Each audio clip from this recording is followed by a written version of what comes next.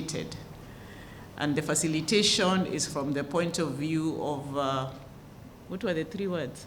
Simplification, harmonization, and standardization. Were there 3 or 4? I can't remember your notes, but at least I got what you people gave me. So really the ease of doing business, really ensuring that trade costs are minimized, because the WTO Trade Facilitation Agreement had actually even put a target that they're expecting by the time you finish all those categories, the trade cost should have gone down by 14%.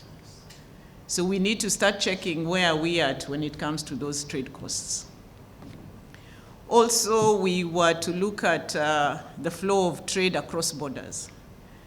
So of course, there are a few things that we have done in terms of the one-stop border posts, what was that, PAP? Pre-arrival process, and then the single window. These are some of the good things that we have done, but we still have a lot to do, and that is why we really need to do a proper comprehensive review on the implementation status for these measures. These measures, Anna, even me, I'm learning about them, but I know there are 3 categories. There's category A, category B, and category C. Category A is fully implemented. I think by 2017, we had done category A.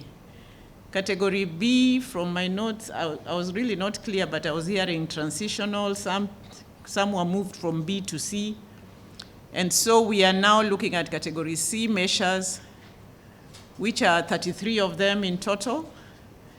But from my brief, I think today, the workshop that we're having this week, we're actually going to do some real deep dive into 28 measures so that we move. And this is actually a workshop where we are looking at technical assistance and capacity building so that we actually get those measures into action.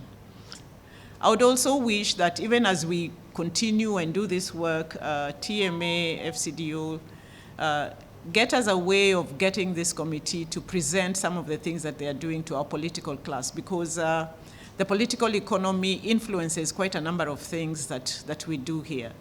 And we could do all the technical things right, but we can get a backlash politically that can actually make us not move this trade facilitation the way we want and be able to report to WTO that this is a progress we are making as a country.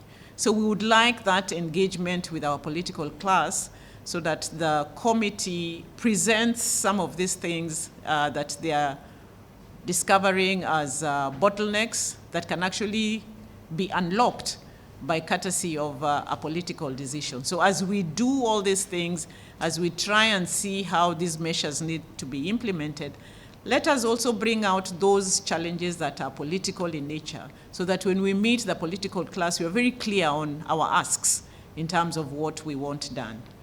For me, this is a committee that I am committed to. I know I am just a few months old in this, and so when I was asked to come in for this session and open and go away, I told Washira and Rose and the team, Akina Purity, that I'll be here for quite a while.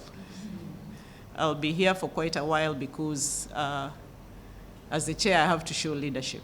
And it is important that it is a leadership that is actually seen, so that whoever is doing anything sees it right. This process that we are undertaking today is very instrumental to all of us. As you know, that we have signed very many trade agreements, starting from African Continental Free Trade Area, moving to our custom union at the EAC level, to TFTA, UK, Kenya, EPA, and many others.